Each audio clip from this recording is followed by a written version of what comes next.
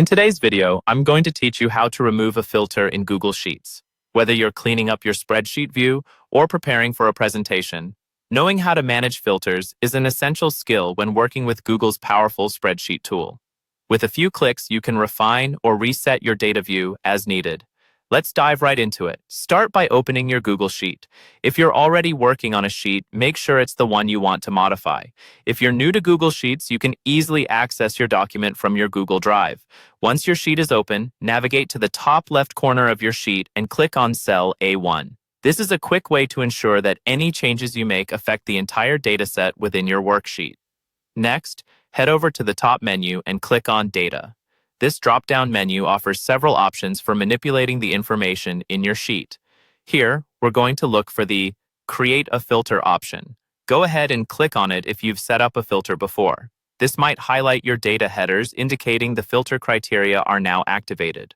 Now, to adjust which data points are visible in your sheet, you should click on cell D1. This will initiate the process of tweaking or resetting the existing filter settings. Once you're on cell D1, a small filter icon should appear. You'll need to click on this filter icon next. A drop-down menu will present itself with various options for sorting and filtering. To modify or clear the current filter, go ahead and click on Clear.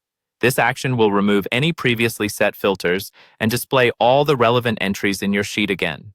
It's a good way to ensure you're working with a complete dataset. If your task is to narrow down the data after clearing, click on specific categories or data points you'd like to focus on, like engineering in this case.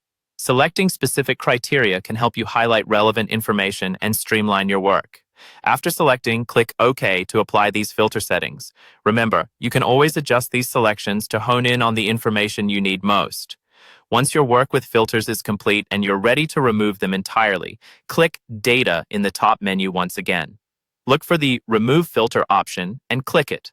This will make sure your spreadsheet is cleared of any filtering, providing you a clean and complete view of your data.